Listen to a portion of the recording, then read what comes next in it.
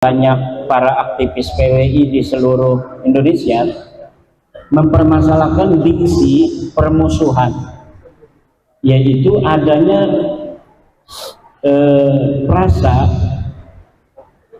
bahwa PWI ini dibentuk dalam rangka menjalankan permusuhan terkait dengan nasab. Dari Banyumas marah, dari Purbalingga marah, dari Kebumen marah, dari Demak marah kan. Termasuk awalnya saya juga marah. Tetapi bukan marah lah, kaget ya. Tapi ketika saya cermati, ternyata perasa permusuhan itu tidak bermakna negatif. Bagaimana tidak bermakna negatif? Karena Allah juga memerintahkan kita untuk mengambil sebuah konstruksi perspektif permusuhan itu. Jadi kata permusuhan itu tidak konotasi negatif, di mana Allah katakan inna syaitana lakum aduwwun fattakhiduhu aduwa, bahwa setan itu adalah musuh bagi kamu, maka jadikan dia musuhmu. Jadi Allah memerintahkan kita untuk bermusuhan dengan setan. Maka perasa PBNU yang mengatakan bahwa PWI-LS sengaja dibentuk untuk permusuhan terkait nasab, artinya orang-orang yang bernasab palsu yang kemudian mereka atribusikan diri sebagai turun nabi ternyata bukan, harus dimusuhi. Dalam ayat lain Allah katakan wallahu a'lamu bi'a'daikum wa kafa billahi waliyya wa kafa billahi nasira. Allah lebih tahu kepada musuh-musuh kalian dan cukuplah Allah sebagai pelindung dan cukuplah Allah sebagai penolong. Jadi harus dibawa perasa PBNU itu ke arah situ, sehingga PWI sebagai umumun wa khususun mutlakun bagi PBNU ini tidak terpancing oleh usaha-usaha pihak lain membenturkan anak-anak NU dengan anak-anak NU juga. Kenapa? Karena memang PWI-LS dibentuk pertamanya adalah oleh para kader-kader Nahdlatul Ulama. Siapa yang tidak kenal Gus Abbas Buntet? Beliau itu seorang kader Ansor. Bapaknya Profesor Fuad Hasim, seorang Suriah PBNU. Kakeknya Ki Abbas Abdul Jamil merupakan Panglima Perang 10 November yang diangkat oleh Mbah Hasim. Itu kakek dari ibunya. Kakek dari ayahnya, Mbah Soleh, adalah tokoh yang diminta Mbah Hasim untuk membantu pembangunan pondok pesantren Tebu Ireng pertama. Karena di situ banyak jawara dalam istilah orang Banten, atau Bromo Corah di sekitar Tebu Ireng. Maka Mbah Hasim meminta Mbah Soleh Bendakrep itu sebuah pondok pesantren tua di Cirebon, untuk mendampingi Mbah Hasim di Tebu Ireng. Jadi ini adalah kakeknya Gus Abbas dari bapaknya. Sementara kakeknya Gus Abbas dari ibunya adalah Mbah Abbas Abdul Jamil Buntet yang menjadi Panglima Perang 10 November. Saya 2 kali jadi ketua MWC NU di Kecamatan Kresek. Selain keluarga besar saya yang memang sampai hari ini sejak tahun 1936 pertama kali ada MWC NU di Banten, di Kresek, di kecamatan saya, itu masih aktif. Beberapa sepupu saya masih di PBNU, kemudian di PWNU, di PCNU, juga di MWCNU hari ini. Nah, oleh karena itu kita harus berhati-hati terhadap upaya-upaya membenturkan kita dengan diri kita sendiri. Pengurus PBNU itu bersifat ada titi mangsa, sementara NU sebagai rumah besar ini adalah rumah yang harus kita jaga dan kita cintai. Jangan sampai kemudian kita berdiri karena kecewa dengan pengurus, kemudian kita berdiri bersama NU sesama dengan sesama organisasi kemasyarakatan. Tentu ini walaupun misalnya itu mungkin saja nanti PILS bisa berdiri sendiri, tetapi itu tidak menjadi tujuan kita. Jadi kita harus menjaga rumah Nahdlatul Ulama, karena Nahdlatul Ulama adalah kristalisasi dari pemahaman Wali Songo. Kita perjuangan Wali Songo Indonesia adalah sekoci yang menjadi tugas-tugas yang belum bisa dilaksanakan oleh Nahdlatul Ulama kita laksanakan. Adapun orang tua kita kemudian menganggap hal-hal yang kita lakukan kemudian tidak selaras dianggap oleh beliau-beliau ini tetap kita harus mengedepankan husnudon. Nah, husnudon ini babnya di sini, bukan nasabalawi yang tidak terkonfirmasi di husnudoni. Kalau itu sudah la ibrata bidzannil bayyini khata'u, la taqfu ma laysa laka bi ilmun, itu babnya sudah demikian. Tapi kalau kita kepada orang tua kita bagaimanapun kelihatannya, maka kita tetap usahakan harus husnudon, karena pengurus ini kan tentatif. Tetapi Nahdlatul Ulama ini adalah suatu yang harus kita jaga selamanya. Mungkin itu dulu agar ada kesempatan untuk Pak Agus Cokro untuk memberikan perspektif beliau untuk memperkaya perspektif kita di hari ini. Demikian, nanti kita lanjutkan mungkin dalam sesi tanya jawab ya, apabila waktu masih memungkinkan. Saya akhiri, assalamualaikum warahmatullahi wabarakatuh. Kalau saya tidak salah dengar, kalau mungkin saya tidak salah pemahaman, justru memang permusuhan terhadap setan itu memang diperintahkan, sehingga bersatunya kita di sana tidak dilarang oleh PBNU. Yang saya hormati para sepuh, para ulama, khususnya Kiai Imad dari Banten yang saya takdimi, Gus Rito, dan seluruh para kiai yang rawuh, serta rekan-rekan laskar yang saya lihat meskipun mati lampu tapi tetap bersemangat.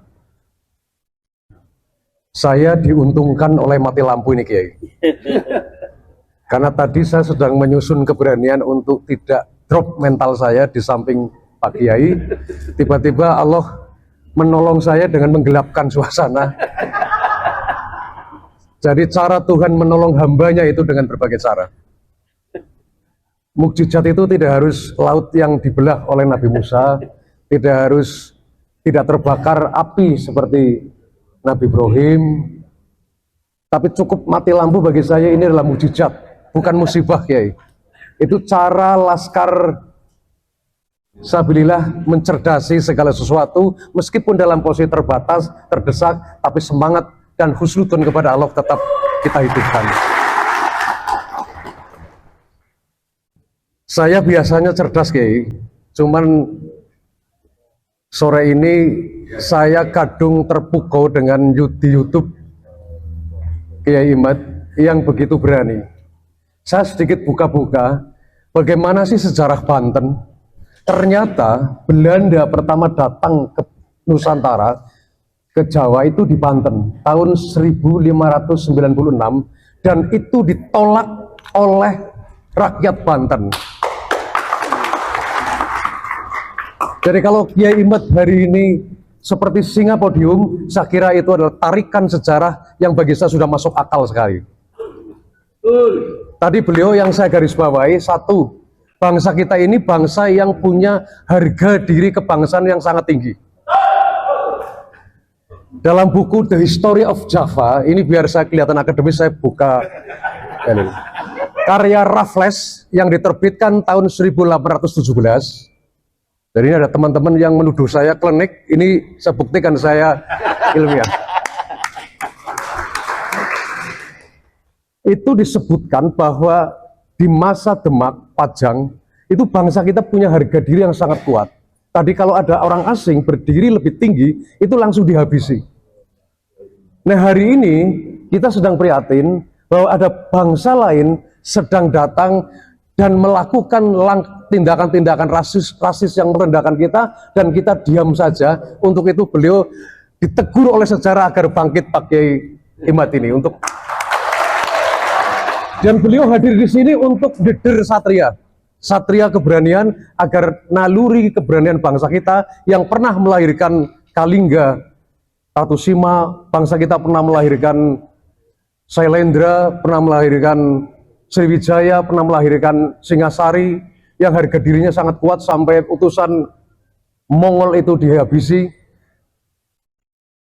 Majapahit, Demak, bangsa kita juga pernah melahirkan Mataram Islam, dan anak bontot dari bangsa kita NKRI. Nah, anak bontot NKRI ini hari ini sedang diganggu-ganggu. Kalau ibarat saya pernah bikin analogi begini, Kiai.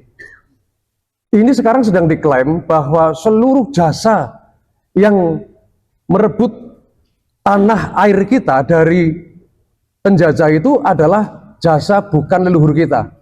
Ini sekarang ada klaim seperti itu. Kita mengenal ada, kalau kita pinjam terminologi ilmu sosial begini, ada tanah air, ada negara, ada bangsa.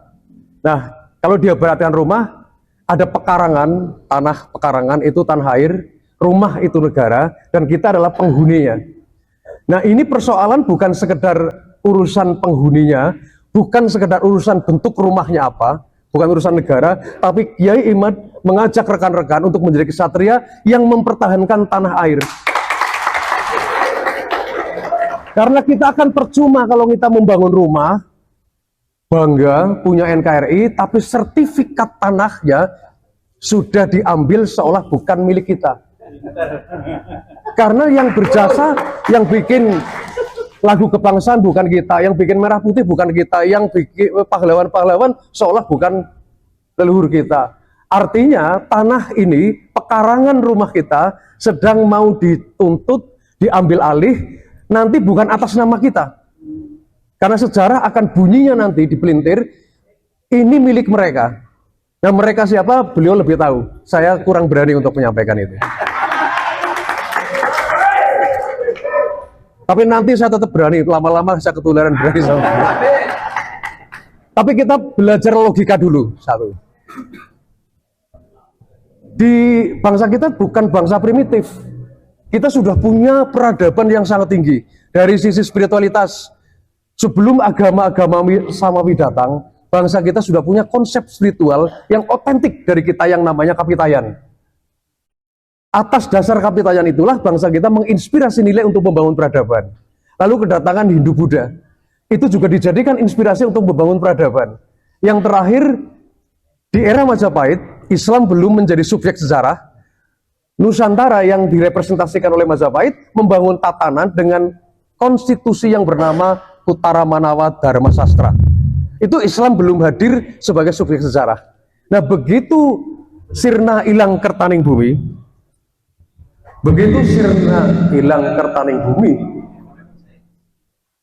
tahun 1478 Majapahit runtuh, Islam mendapat peluang untuk menjadi subjek sejarah, kemudian ditawarkan oleh Wali Sanga konsep tatanan yang basisnya bukanlah Hindu-Buddha, tapi Islam. Maka ijtihad pertama di tanah Jawa bukan lagi keprabuan, tapi kesultanan. Sekian periode, satu era Raden Patah, Pati Unu, Sultan Trenggono, Sunan Prawoto, kemudian bergeser ke ketengahan namanya Pajang, Hadi Wijaya, geser lagi ke Alas Mentaok, Mataram Islam, itu tawaran Islam sebagai awal untuk menawarkan satu konsep tatanan dan peradaban Nusantara setelah sebelumnya bangsa kita digagas melalui inspirasi nilai Hindu-Buddha. Nah, saya kira hari ini kita masih harus terus berjuang karena konsep hasil istihad politik pertama yang dilakukan Wali Sanga dengan membangun tatanan Demak waktu itu masih sedikit prematur, Kiai, karena keburu kedatangan Portugis, VOC, dan ada konflik internal antara Hadiwijaya dan Arya Jipang, antara Sunan Kalijaga dan Sunan Kudus, yang kemudian menjadi lahirnya Mataram Islam. Nah, sehingga masih prematur, sehingga saya yakin PWI hari ini adalah untuk merintis masa depan Nusantara Demak Jilid 2 yang tidak prematur, yang tidak diganggu-ganggu lagi oleh Portugis, dan kita punya kesadaran untuk mencerdas itu. Terakhir, nanti masih banyak ya sebenarnya, tapi mudah-mudahan beliau akan mengajak saya kemana-mana sehingga saya terkenal. Amin. Terakhir, satu perspektif logika beragama saya. Tadi beliau mengatakan ada penjajahan spiritual. Ini mirip yang terjadi di Eropa di abad pertengahan, di mana otoritas agama begitu dominan dengan klaim-klaim kebenaran yang diakui oleh gereja, di mana tradisi-tradisi ilmiah berpikir dimatikan sejak Romawi Barat runtuh, maka kekuasaan diambil oleh kekuasaan agama.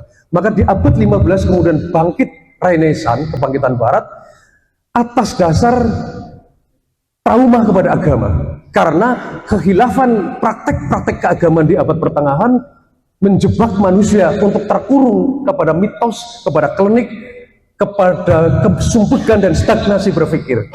Maka tesis beliau sesungguhnya ini bukan sekedar soal nasab, objeknya memang nasab, tapi yang lebih penting saya kira adalah beliau sudah menjebol kurungan-kurungan dan kabut-kabut kegelapan yang sudah terjadi dalam tradisi keagamaan kita.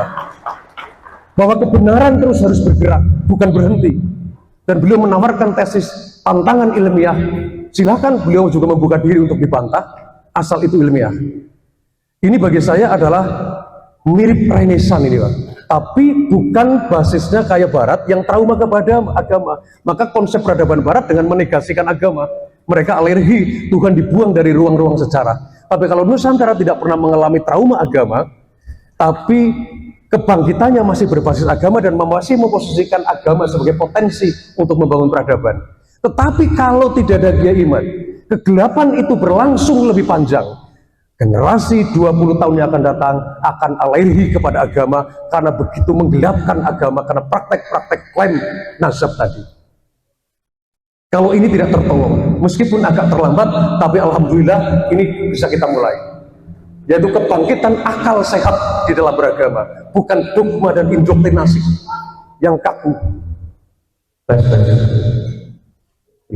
Nanti kelalen malah.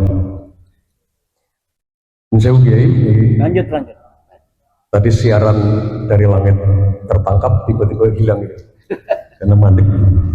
Bapak Ibu yang saya hormati, napa wau? Renaissance ya.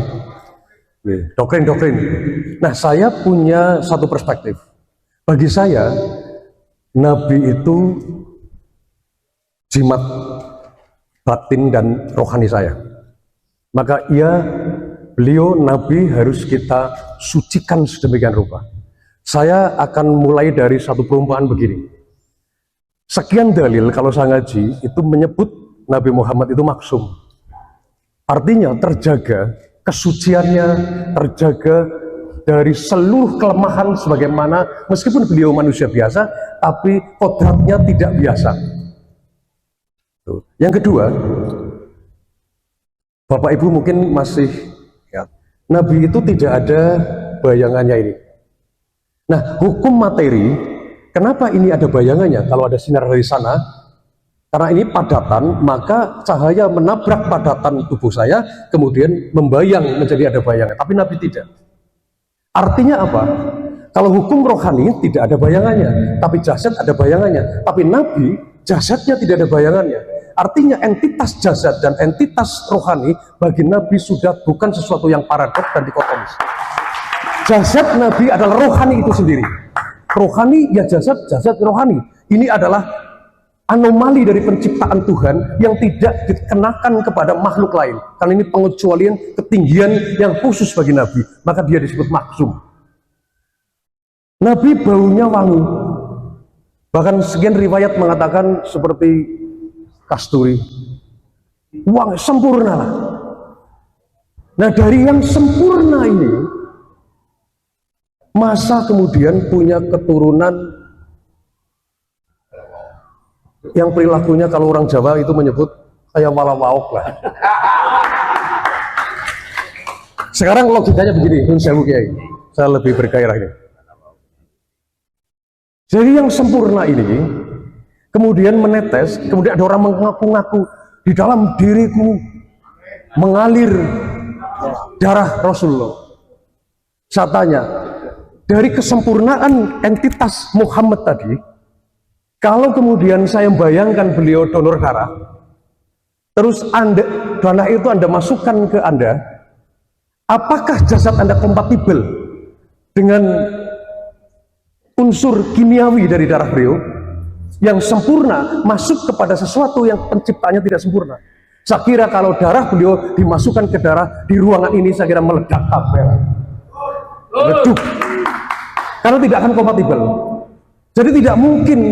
Saya Nun Sewu, seandainya ini ada orang sudah dibuktikan tesis ilmiah tidak terbukti, ditantang DNA tidak terbukti dan tidak mau. Apakah ketika PBNU memberikan surat itu sementara Baklawi sudah nyata merongrong NKRI, apakah itu bukti bahwa NU terlibat merongrong NKRI? Tidak. Ini kalau nggak dijawab tidak dulu, ini mancing-mancing nih orang. Ini penanya ini jangan-jangan Baklawi.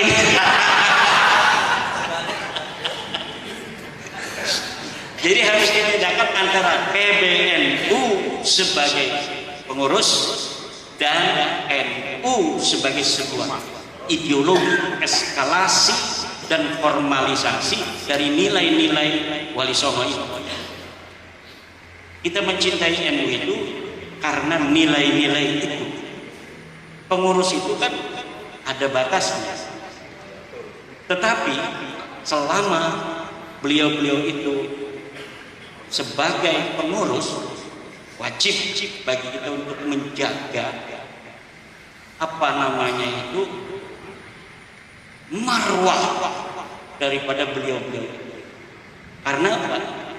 Selain PBNU sibuk juga mikirin PWI ini yang bikin kesel, mereka juga dalam hal ini, kita termasuk di dalamnya, masih mempunyai musuh, yaitu orang-orang yang ingin melihat NU hari ini hancur lebur. Dan kalau NU hari ini hancur lebur, maka musuh NKRI untuk memecah belah NKRI ini akan semakin mudah. Karena salah satu dari kekuatan pengikat daripada NKRI ini adalah ideologi Islam Ahli Sunnah wal Jamaah yang dikembangkan oleh Nahdlatul Ulama itu sendiri. Jadi saudara-saudara, di sini ada diagram Venn. Ada diagram Venn, bunder, kaitan NU dengan kita itu sangat kuat, tetapi ada irisan di mana kita bagian dari NU, tetapi ada perbedaan cara pandang kita dengan PBNU hari ini tentang menyikapi Baklawi. Kita progresif, begitu bersemangat tinggi. PBNU mempunyai cara lain. Bisa jadi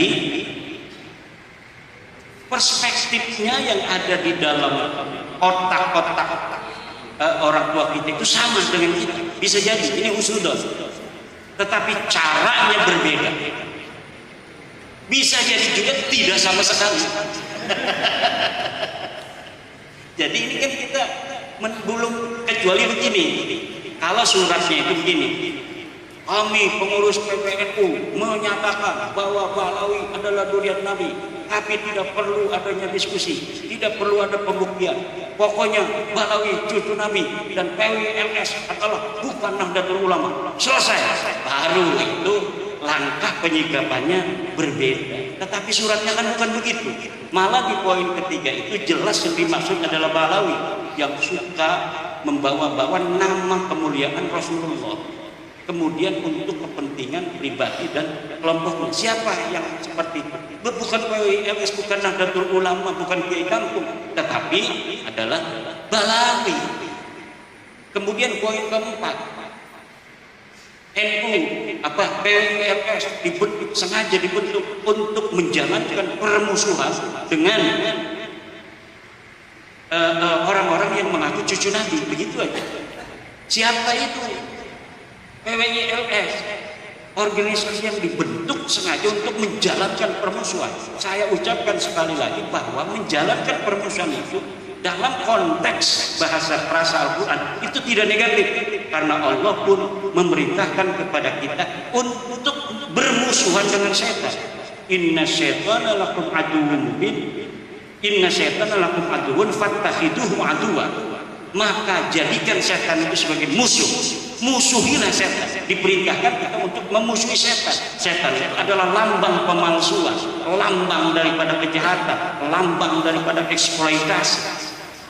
Nah, ketika PBNU mengatakan disengaja dibentuk untuk melaksanakan permusuhan dengan orang-orang yang mengaku turun Nabi, ini adalah legitimasi daripada PBNU bahwa terus saja PWLS untuk bergerak menjalankan misinya tersebut agar kesucian Rasulullah dan keturunannya dapat terjamin. Karena apa? Karena Rasulullah tadi seperti yang dikatakan oleh Agus Cokro adalah entitas kemuliaan, bahkan dia jasadnya adalah ruh itu sendiri, luar biasa. Ini saya pertama kali mendengarkan ini, belum mendengarkan dari ahli filosof manapun. Pertama kali mendengarkannya adalah dari Purbalingga, luar biasa Purbalingga. Nah, keturunannya pun dalam perspektif kita Nahdlatul Ulama yang ada anjuran untuk menghormatinya berarti perlu dijaga. Tidak boleh ada orang-orang yang mengaku sebagai cucu Nabi padahal dia terbukti bukan sebagai cucu Nabi. Betul atau tidak? Nah, berarti di situ kita disuruh diteruskan untuk berjuang menjaga nasab dan keturunan Rasulullah, jangan sampai ada yang masuk padahal dia bukan keturunan baginda Nabi besar Muhammad sallallahu alaihi wasallam. Kesempatan untuk berjuang itu Allah berikan kepada yang siap, bukan dilihat dari siapa keturunannya, bukan dilihat oh ini keturunan daripada aktivis PWI tahun 1925, harus dari mereka muncul siklus 100 tahun yang keempat, bukan, tapi dari mereka yang siap, dari mereka yang dipilih oleh Allah Subhanahu wa taala, sebagaimana hari ini Allah memilih kita dalam siklus yang ketiga.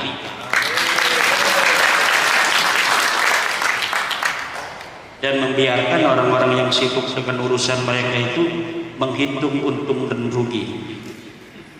Kemudian tentang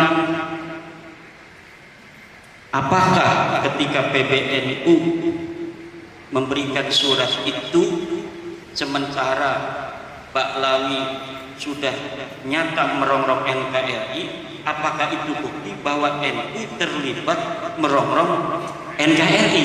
Tidak. Ini kalau nggak dijawab tidak dulu, ini mancing-mancing nih orangnya. Ini penanya ini jangan-jangan Ba'lawi.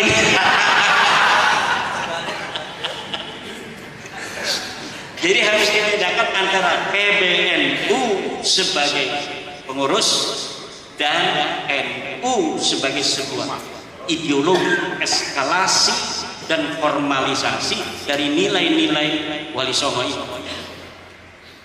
Kita mencintai NU itu karena nilai-nilai itu. Pengurus itu kan ada batasnya.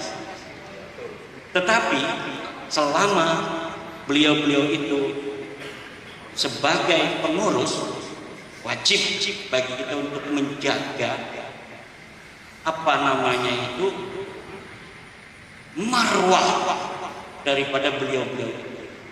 Karena apa?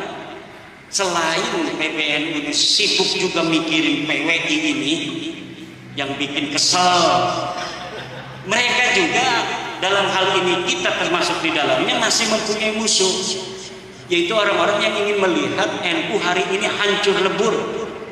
Dan kalau NU hari ini hancur lebur, maka musuh NKRI untuk memecah belah NKRI ini akan semakin mudah. Karena salah satu dari kekuatan pengikat daripada NKRI ini adalah ideologi Islam Ahli Sunnah wal Jamaah yang dikembangkan oleh Nahdlatul Ulama itu sendiri. Jadi saudara-saudara, di sini ada diagram Venn. Ada diagram Venn, bunder, kaitan NU dengan kita itu sangat kuat, tetapi ada irisan di mana kita bagian dari NU, tetapi ada perbedaan cara pandang kita dengan PBNU hari ini tentang menyikapi Pahlawi. Kita progresif, begitu bersemangat tinggi. PBNU mempunyai cara lain. Bisa jadi perspektifnya yang ada di dalam otak-otak orang tua kita itu sama dengan kita. Bisa jadi ini husnudon, tetapi caranya berbeda. Bisa jadi juga tidak sama sekali. Jadi ini kan kita belum, kecuali begini. Kalau suratnya itu begini, kami pengurus PBNU menyatakan bahwa Pahlawi adalah zuriat Nabi, tapi tidak perlu adanya diskusi, tidak perlu ada pembuktian. Pokoknya Pahlawi cucu Nabi dan PWLS adalah bukan Nahdlatul Ulama. Selesai. Baru itu langkah penyikapannya berbeda. Tetapi suratnya kan bukan begitu. Malah di poin ketiga itu jelas yang dimaksud adalah Pahlawi yang suka membawa-bawa nama kemuliaan Rasulullah, kemudian untuk kepentingan pribadi dan kelompoknya. Siapa yang seperti itu? Bukan PWLS, bukan Nahdlatul Ulama, bukan Kiai Kangkung, tetapi adalah Pahlawi. Kemudian poin keempat, NU PWLS sengaja dibentuk untuk menjalankan permusuhan dengan orang-orang yang mengaku cucu Nabi. Begitu aja. Siapa itu? PWLS, organisasi yang dibentuk sengaja untuk menjalankan permusuhan. Saya ucapkan sekali lagi bahwa menjalankan permusuhan itu dalam konteks bahasa Al-Quran itu tidak negatif, karena Allah pun memerintahkan kepada kita untuk bermusuhan dengan setan. Inna syaitana lakum aduwwun mubin, inna syaitana lakum aduwwun fattakhiduhu aduwwa. Maka jadikan setan itu sebagai musuh.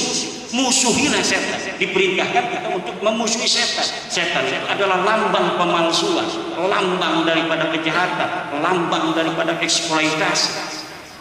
Nah, ketika PBNU mengatakan disengaja dibentuk untuk melaksanakan permusuhan dengan orang-orang yang mengaku turun Nabi, ini adalah legitimasi daripada PBNU bahwa terus saja PWLS untuk bergerak menjalankan misinya tersebut agar kesucian Rasulullah dan keturunannya dapat terjamin.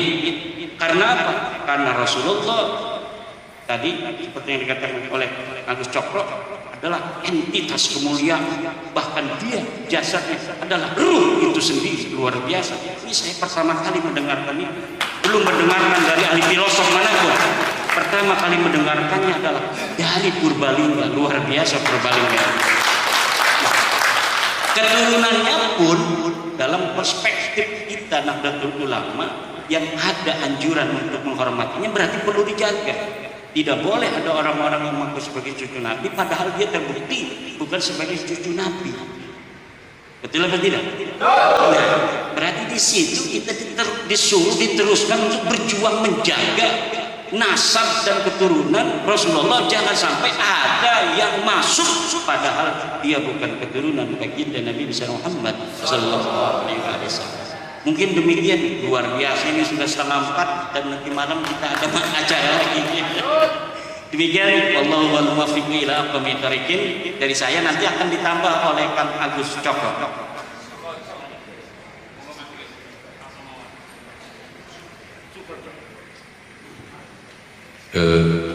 Yang soal PBNU saya tidak berani dikepik, itu sensitif. Saya sendiri entah diakui NU atau tidak saya tidak tahu. Tapi intinya bahwa sore hari ini kita berbahagia. Sekali lagi saya mengapresiasi keberanian Kiai Imad untuk membuka tabir-tabir kegelapan, di mana selama ini kita seolah dibuntukan di dalam nalar beragama, seolah tafsir agama seolah sudah berhenti, tidak ada kebenaran kelanjutannya. Tetapi beliau membuka ruang-ruang ilmiah untuk membuktikan bahwa kebenaran selalu harus kita kejar, kita cari, dan tidak akan pernah selesai. Tidak akan pernah selesai orang menganggap bahwa dirinya benar. Nah, sekali lagi, nomor satu, meskipun di objek penelitian beliau adalah soal mazhab, tapi sama meluas skala manfaatnya adalah keterbukaan di dalam langkah-langkah penalaran di dalam beragama. Bagaimana kita bernabi. Ini meskipun agak terlambat kalau saya boleh jujur, ini sudah kadung terlalu lama, sudah menggurita, melahirkan mukhibin yang dijelaskan sudah tidak bisa, dinalarkan sudah tidak bisa.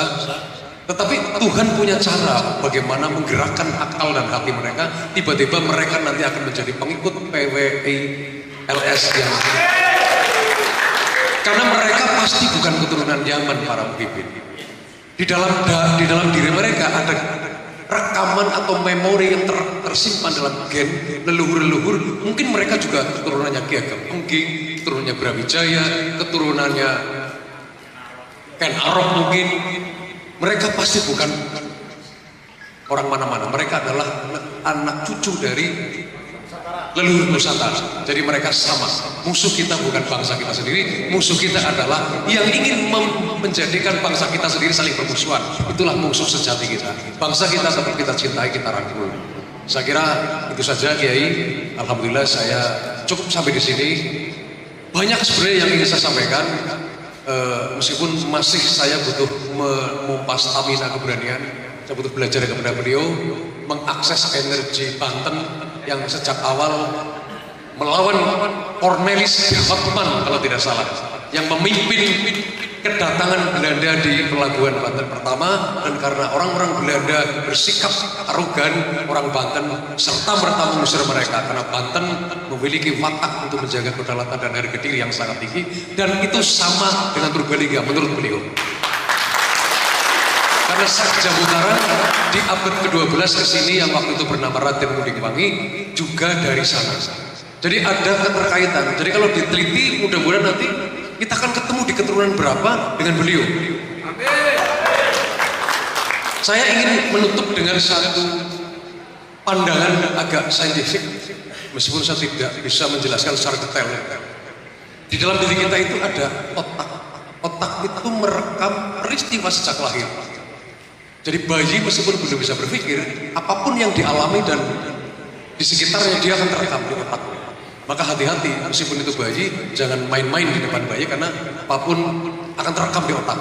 Di dalam diri kita juga ada sel DNA. Sel DNA itu merekam peristiwa tidak hanya sejak lahir, tapi ia merekam peristiwa sejak bapak kita, mbak kita, buyut kita. Itu terekam peristiwa-peristiwa beliau-beliau di dalam sel DNA kita. Maka Anda sering alami datang ke suatu tempat, ketemu dengan seseorang, tiba-tiba aku udah kayak tahu ketemu Kiai loh, padahal belum pernah ketemu. Mungkin itu pengalaman bapak kita, mungkin itu pengalaman mbah kita, mungkin itu pengalaman buyut kita, dan itu ada dalam rekaman kita.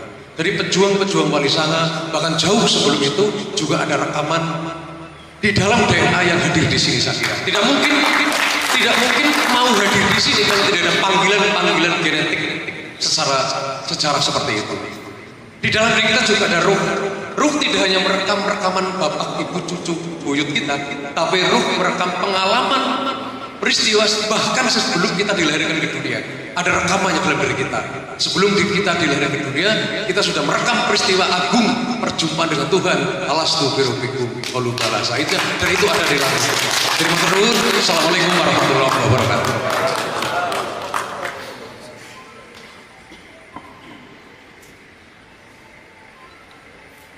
Baik, karena waktu dan kesempatan yang sangat sudah sempit terkait dengan agenda dan jadwal berikutnya, maka sesi kedua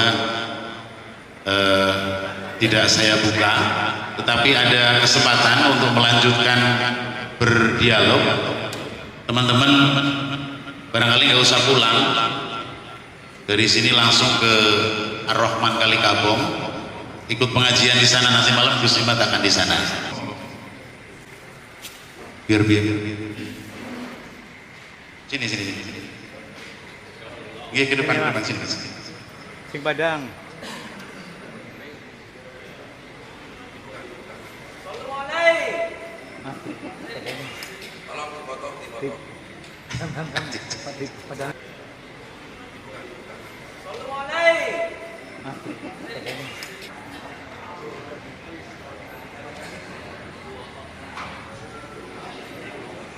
NU Sulawesi, PBNU saperlunya.